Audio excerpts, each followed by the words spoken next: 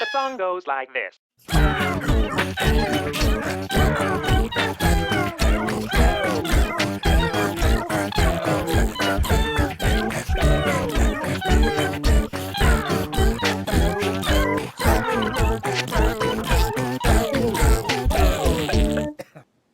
Alright, hello and welcome to Trial and Error, where I try out a game or a game demo, usually play it pretty badly and give you my thoughts as I go along. This time I'm looking at Dragon Age Inquisition for the PlayStation 4. Now this Trial and Error is going to be a little bit different because I'm a big Dragon Age fan, at least of Dragon Age Origins and Dragon Age Awakening, the full-length expansion to Dragon Age Origins. I felt like the series really took a leap in the wrong direction with Dragon Age 2, and so I'm excited to hear that they're going to be fixing a lot of things regarding how combat and just the nature of the game works in Inquisition.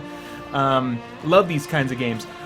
So I've really been looking forward to this. Hopefully it won't disappoint, but that is the nature of this world, that it disappoints. You know, only in the kingdom will disappointment be a thing of the past. So I'm trying not to get my hopes up too much, but I am undeniably really excited about trying out this game. I have not touched this game yet. I just got it patched up and ready to go, and I'm bringing you along on my ride, experiencing this for the first time. And so usually in trial and error videos, I kind of like bowl through those suckers really fast. I skip story sequences and stuff, you know, just to get into the meat of the action, figure out how it works, and kind of stumble my way along. I'm not going to do that with this game because I care about this game far more than any other game that I'm just kind of randomly trying out. So I may not play this game as badly. We'll see. But I am going to be trimming this down. I'll probably record myself playing this for a while and then trim down this video to something a little bit more manageable. I don't know if it'll be the usual kind of 20-25 minutes that I aim for, but I'll do what I can. We'll see what happens.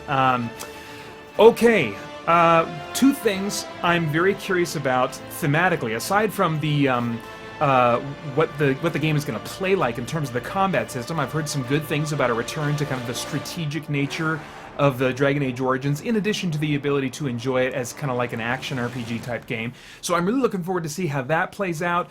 I'm very interested to see how BioWare evolves their storytelling technique. The Mass Effect games and the Dragon Age games, you know, they were a novelty in that they gave you these options to kind of choose one path or the other, you know, kind of like the good and the bad. I mean, they call it Rogue or Paragon or whatever. You know what it really means. It means what they think is a good moral choice and what BioWare thinks is an immoral choice. That's really, I think, what it comes down to. Are you going to be nice or are you going to be a jerk, you know? But sometimes, a lot of times, the choices they give you are frustrating because they don't match up with, say, what I think, you know, biblical morality teaches. So you would have the option of doing like this really, you know, immoral good choice, or possibly a moral choice, but you act like a jerk as you do it, because starting with the Mass Effect games, they don't tell you what is going to come out of your mouth when you choose one option or the other. So you just kind of like, well, I guess I'll go for Paragon, and then you end up saying something that you totally would not want to say, you know? So I think in their desire to kind of create the illusion of choice and make choices difficult and stuff, really, they're not giving you all the choices that you want, at least for me, you know? So we're kind of in that uncanny valley of gaming, I feel like, where they're trying to create that illusion of choice and trying to make their choices, you know, difficult choices, when really they're just giving you a limited number of all bad choices to choose from. You know?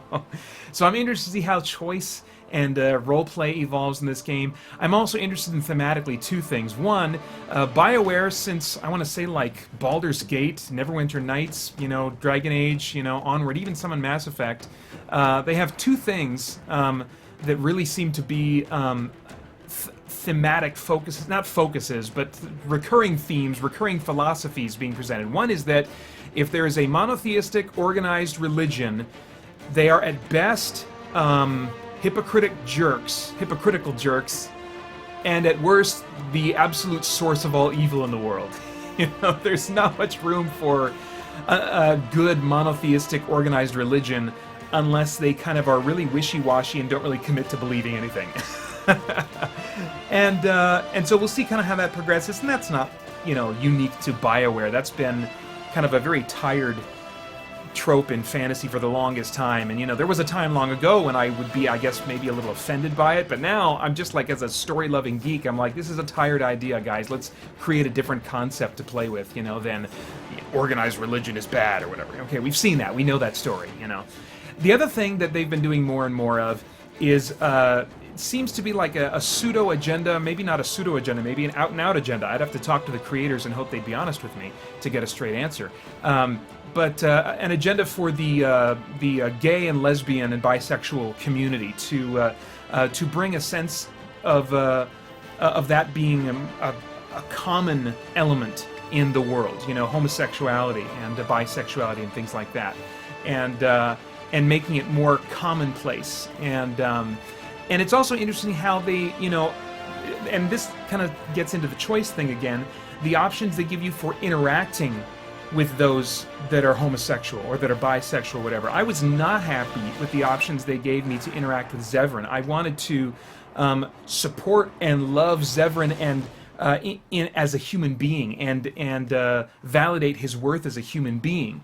But the only options I seem to be getting with Zevran, I believe that was in Dragon Age 2, were to either validate his homosexuality or be a complete jerk and say, you're disgusting to me, I want better choices than that. I was really frustrated with those choices because I believe as believers that we should absolutely love and validate the worth of those who identify themselves as homosexuals, but at the same time not be validating the homosexual act and the pursuit of the homosexual act. So anyway, I'm very interested in a bunch of different things, seeing how it's all going to play out. Blah blah blah blah blah blah. I've wasted all of my time doing that, so obviously this is going to run a little bit longer than usual. Maybe even be a multi-part thing. We'll see what happens. Okay, here we go. Dragon Age Inquisition. Let's see what they got for us.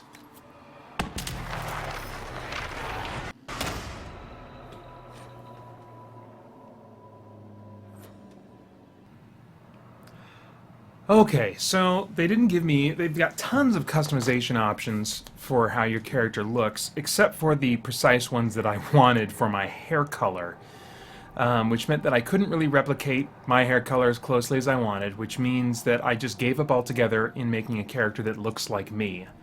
The reason I was very particular is because when I make a character look like me, that is a reminder of what kind of choices I want to make as I'm role-playing the character. So instead I'm going with a different kind of look and mentality of what kind of character I'm playing. If they give me the choice to name this character, it's going to be Elderast. That's the name that I think I made up. I can't remember if I got it from somewhere. I use it for my power-hungry magic users that aren't necessarily evil, but they kind of suspect that maybe, it's a little bit of a meta game. They kind of suspect that they're being fooled, that the world around them is full of crap, that the people they're interacting with might not even be real and probably aren't. And so they just seek to amass as much power as possible so that they can take on the puppeteers that are pulling the strings behind the world. So, and when I play Elderast, he might be thought of as kind of like this evil, power-hungry character, but at the same time, he's a big manipulator, so he will play the good guy. He'll just do whatever. He tries to tell everybody what he thinks they want to hear, so that he can get on their good side. And then at the end, he'll often make this horrible, dark decision that whatever decision will amass him the most power. So it kind of gives me license to kind of make choices. Whatever choices I find interesting, I can rationalize in terms of role-playing when I play Elderast. Okay, so here we go. Not liking the load screens. I was hoping that this generation of consoles would usher in the end of load screens. I'm looking at a black screen with a pulsating icon in the bottom right corner. That's a step back. At least Skyrim gives you a picture to play with.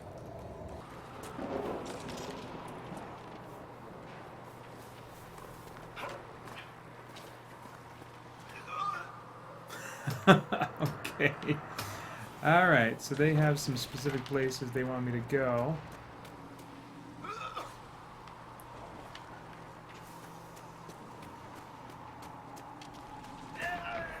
Oh, I don't like that.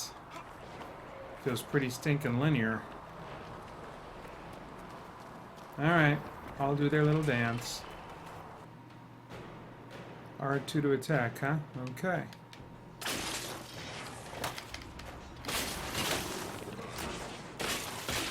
Okay, you hold it to continuously attack. Oh, it's a much better system.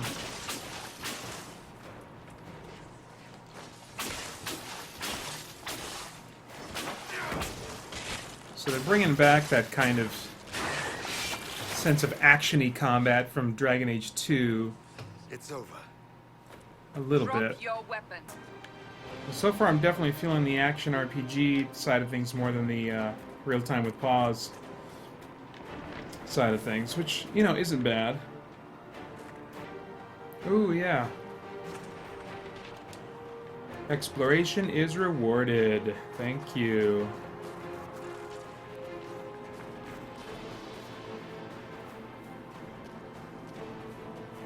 You know, I mean, like, the fate of the world's at stake, and I gotta run over to this thing and close this breach from hell or whatever, but, you know, sometimes you gotta stop and smell the root. Okay, I'm gonna go check out things over here first. Oh, I will just fall and die probably, right? Well, let's see. Ho-ho! Okay.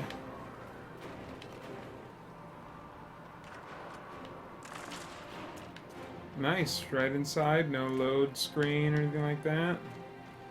Boy, if they do that with every building, that would be awesome. Is that saying elf root or... Oh, it is elf root. Okay. Not L root. I don't know, I think I kind of like L root better.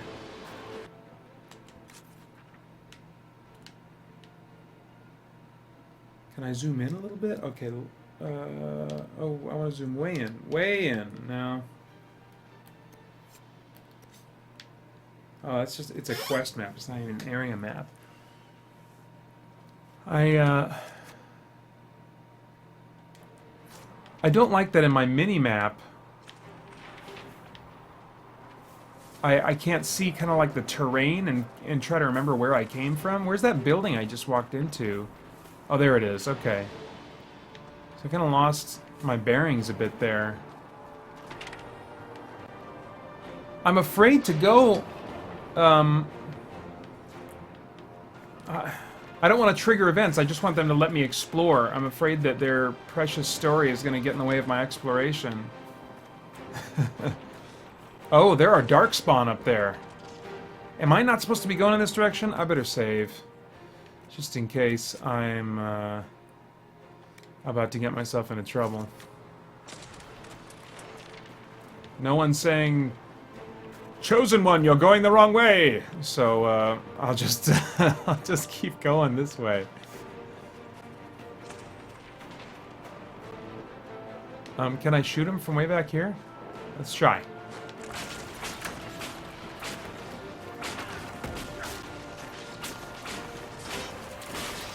Okay, you guys take care of him. I'll be back here. Oh wait, he totally jumped into the...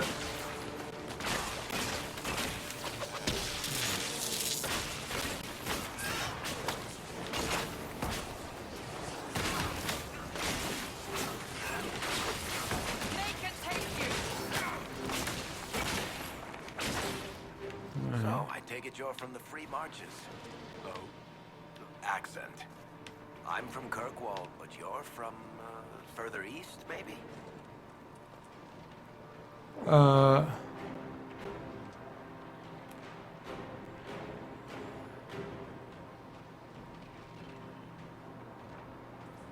Am I giving a... Oh wait, is he talking to me? I'm gonna go with, very perceptive. That's quite the ear you have. I'm all kinds of impressive. Interesting. So just in the middle of wandering around... Dude, great! This looked like maybe just a totally off-the-beaten-trail location I was able to go to. I approve of that. Cool.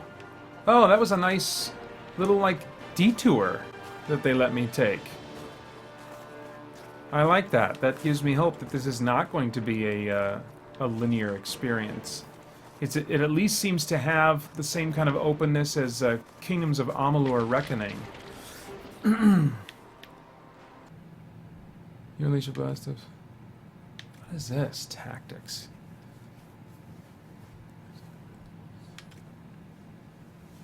Unite.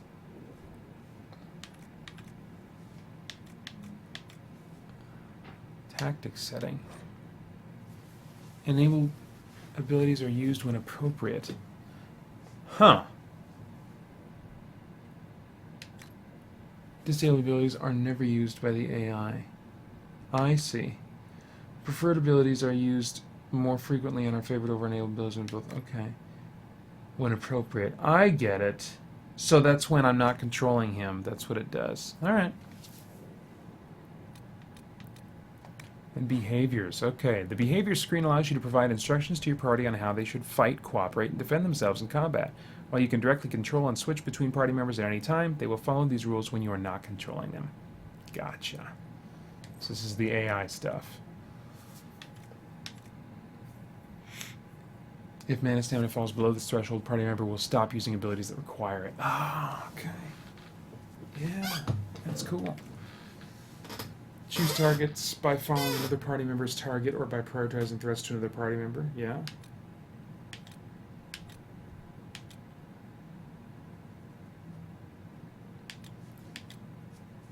Okay.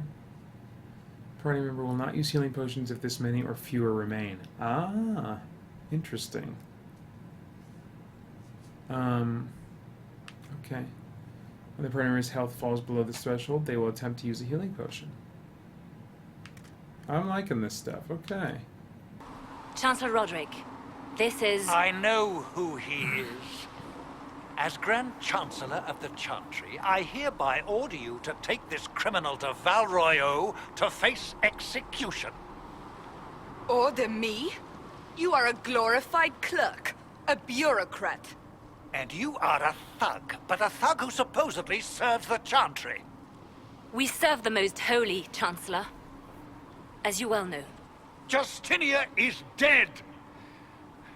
We must elect a replacement and obey her orders on the matter.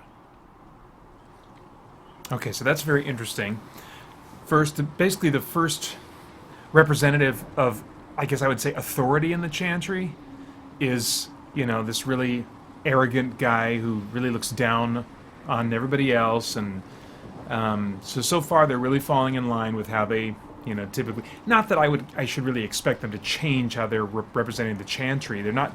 This isn't a new IP. I should expect, you know, what they've been doing with the Chantry from the beginning. But it would be nice to know that there's some people in the Chantry and authority that are not jerks.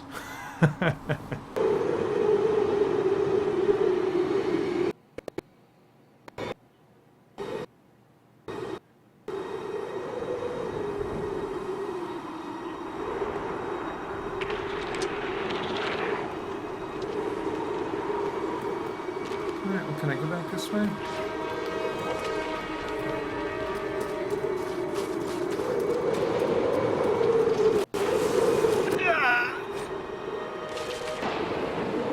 No, I seem to be fine.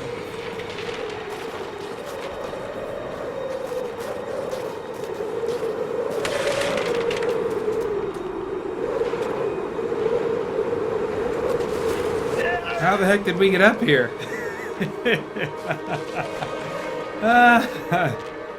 Alright. Definitely not open world. This is just a scenario I've been dropped in the middle of. Only way forward is forward.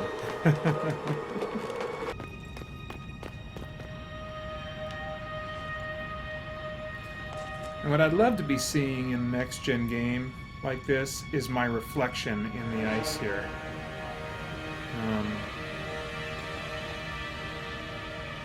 Right now, this just feels like higher fidelity, and that's it.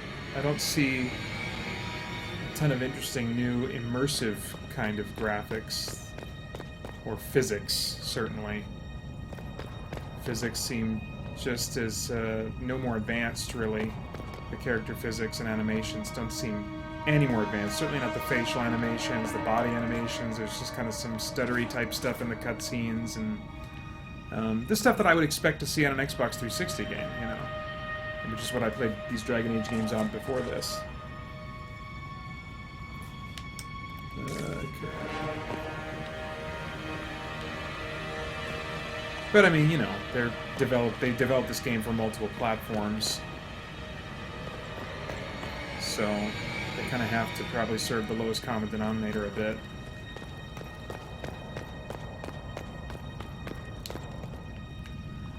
But at the end of the day, I mean, I really don't care. It's just kind of an observation. It's just something I'm noticing.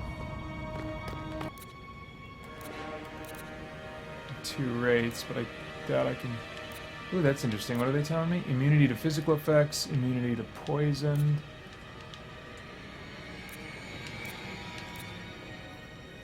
Appreciate the extra info they're telling me. I don't think we could have held out much longer. Thank our prisoner, Lieutenant. He insisted we come this way. The prisoner? Then you...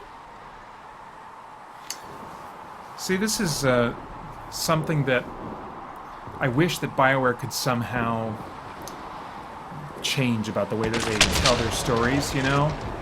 When you play a game like an Elder Scrolls game, especially Skyrim, for example, you're playing the game, and then when the plot starts advancing, I mean, the characters start talking to each other and maybe talking to you and asking you questions and stuff like that, but the only time it moves to like this kind of like, okay, you have to stop what you're doing and focus on the conversation, is when there is a choice immediately for you to make.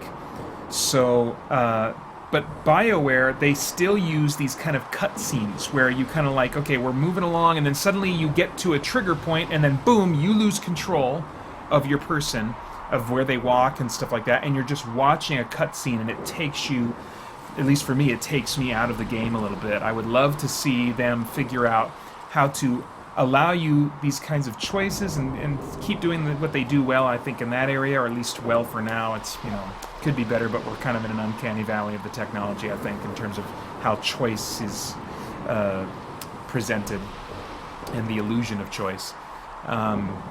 Yeah, so I wish we didn't have cutscenes, I guess. I'd like to control the camera and still be in that world as the plot is progressing, as opposed to, oh, it's plot time, just sit back, kiddies, until we give you one of 3 options, you know, to choose. See, again, I don't like the wheel, you know, because I'm not sure how I'm going to respond here. She says, this is your chance to end this. Are you ready? I'll try, and just tell me what to do. Is one going to be timid? I'd like to be humble and say, yeah, I'll do whatever I can, you know? But is that going to be timid? Like, I'll give it a try, you know? Or this option, just tell me what to do. Is that just kind of a you know, humble willingness to help? You know, hey, I'm your man, just tell me what to do. Or is it like, just tell me what to do, I totally got this, you know? Am I going to be cocky with one and humble with the other? I mean, they seem too similar to me, you know? So I'll do this one here. I'll try, but I don't know if I can reach that, much less close it. See, what they do is they kind of preserve some of their story that way, so that, you know, you don't know exactly what's going to come next. The hour of our victory. But they take away my ability to roleplay a bit. Bring forth the sacrifice. And all these cutbacks, there's no, like, take-backs. Like, oh, I want to go back and explore that area. Nope, too late, cutscene, we're advancing the story. Yeah, seeing what I want to see through this tactical view is just a little bit wonky.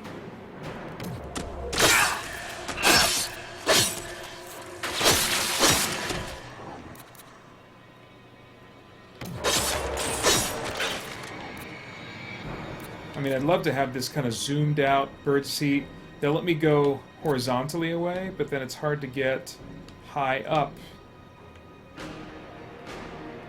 And, you know, like I can be far away and level, and I can be overhead but not too far, but I want to be far away and overhead, and they don't really want to give me that option. Got some texture popping going on there. Sigrid. Oh, okay. Hey, dialogue bubbles. I can talk to this guy. I believe Seeker Cassandra would like to speak with you. Oh, okay. that conversation had a lot of options. That is beautiful. Really nice landscapes. They're just bowing. It's more than anyone else. Like, they didn't even see me coming, and they were already bowing. Just in anticipation of me coming around the corner. That is some real dedication there. Look at all these people. You know, this is, still a difference from Skyrim that I would love to see them do more of. I'd love to feel like this world is living, and May I be with you? I don't feel that. I feel like, you know, they make it living where their story is. And you gotta go to their story. And that's fine, you know. You just have to kind of go into it with that expectation of, okay, I'm gonna go along for BioWare's ride, the story they want to tell me. And I get to make some choices along the way, but it's their story. You know, I'm not really out creating my own story, at least not at this point in the game, this early point in the game. We'll see how it evolves from there. I've heard that it does get more open, and you do have opportunity to kind of create your own story, and it has more of an open feel, but I'm not getting that right now. You know, I'm tending to pipe up only on the negative things, but I mean, I should say that I really do see a lot of potential in this game. It's not a purchase I regret at all. This is, it's got all the things that I love about these kinds of games that I just expect, and so that's why I'm not really commenting on them. But, you know, like a pretty serious, non-cartoony, serious kind of art style, and I like the sound design, all the crunchy sounds of walking and running around, and I love the look of how magic looks, the riffs and the spells.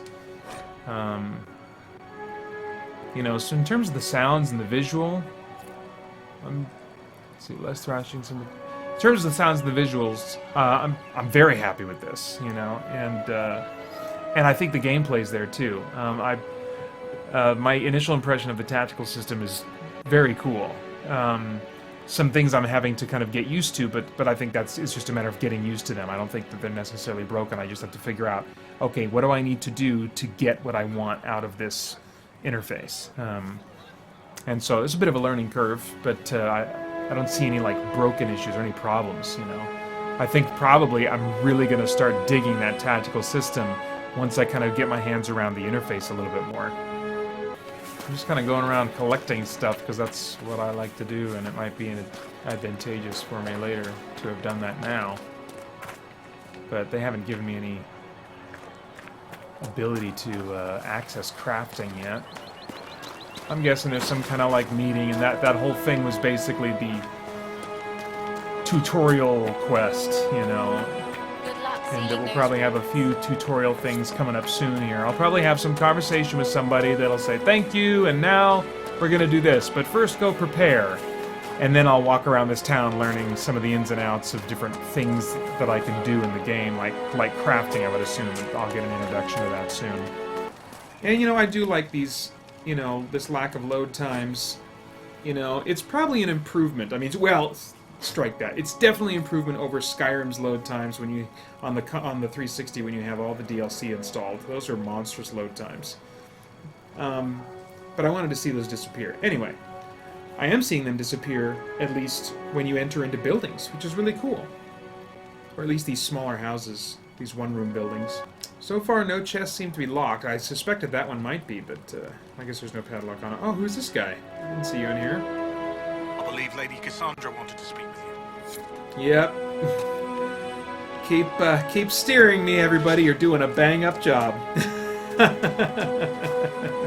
Oh, that's right. Andraste is their Jesus. I think Andraste was like burned at the stake or something, and then became a god or something. And then you get this talk about their head honcho being like most holy, they call her, and divine. I think she's like their pope, but like taken a step further even than Catholics would view the pope as not just able to speak for God, but in the case of their most holy, when you call something most holy and divine, that sounds to me like that they are a kind of a god in themselves, or something. So that's just the very beginning of the game. My thoughts are I'm very interested to see where this thing goes. I mean, as much as I've had some nitpicky thoughts along the way, I think I'm really going to enjoy this game. It's got a lot of great stuff that I love about Dragon Age Origins and Dragon Age Origins Awakening. I think it's going to be a really solid, enjoyable experience. Is it going to be the same as Skyrim? No, it's going to be a very different kind of experience. It's not going to be open world, but it's borrowing some nice things from open world RPGs. So if I hadn't bought this game already, you know, would I be wanting to buy it now? Yes, absolutely. You know, the visuals look great, the sound is great, the music is great, the design of the world is great, the design of the spells and how all that stuff looks. The looting is enjoyable.